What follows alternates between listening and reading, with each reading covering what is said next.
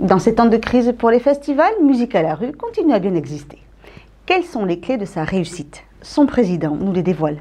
Pour ses 25 ans, le festival Musique à la rue bat des records.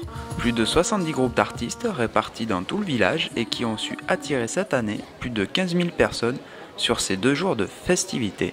Ça veut dire qu'on a à Luxeuil le souci d'avoir une programmation assez attractive, mais on a aussi travaillé quelques fidélités qui sont sympathiques et ça nous intéresse d'avoir des artistes motivés pour venir et qui racontent bien les choses et qui mouillent le maillot. Tout ça participe à donner à ce festival une âme un peu différente. Voilà, Musique à la rue a du cœur et les artistes aussi, et tout ça donne une belle alchimie. Bon, on était ravis de voir Luxeuil sur la feuille de route. Ouais, tous voilà, on attendait la date.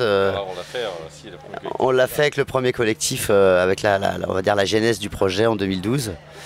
Et puis Trio, je crois que c'est il y a 16 ans. Donc Luxeuil, donc c'est une vieille histoire. Hein, donc voilà. Il avait la mèche encore. J'avais des veuches.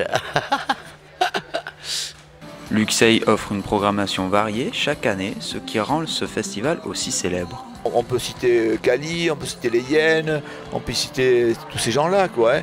Je suis venu voir Tiefen et Kali, mais surtout Tiefen, c'est mon mentor, je l'adore. Putain, et mon rêve, c'est de monter sur scène, chanter la dèche avec lui.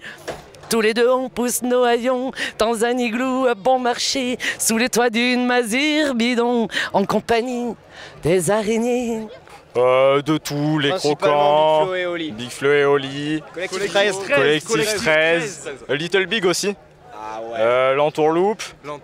Qu'est-ce qu'on est venu voir aussi? Gérard Bast, Hugo Frey. On veut Santiano, c'est important. Ben, ça fait beaucoup de plaisir de savoir que les gens ont envie de venir chez nous. Il faut dire qu'il est très atypique. Hein. Le festival est village, le village est festival, un coin, une rue, une cour, un théâtre de verdure, une salle, voilà, donc des murs, des horizons, des odeurs, des pins, un château d'eau, une église, tout ça donne de la personnalité à ce festival. Et puis quand on sait que la programmation est extrêmement intergénérationnelle, eh bien ça, c'est des familles, des enfants, des cris joyeux, et puis naturellement des grandes rondes, des sarabandes endiablées où les gens sont heureux de venir faire la fête, plutôt en deuxième partie de nuit. Après une mise en bouche aux ordres de la rue, les gens se jettent vers les musiques, la chanson autour de l'église et en avant c'est parti. Hein. Voilà, tout ça donne une saveur particulière à ce village et à cette manifestation. On en est très fiers, magnifique parcours, formidable aventure humaine.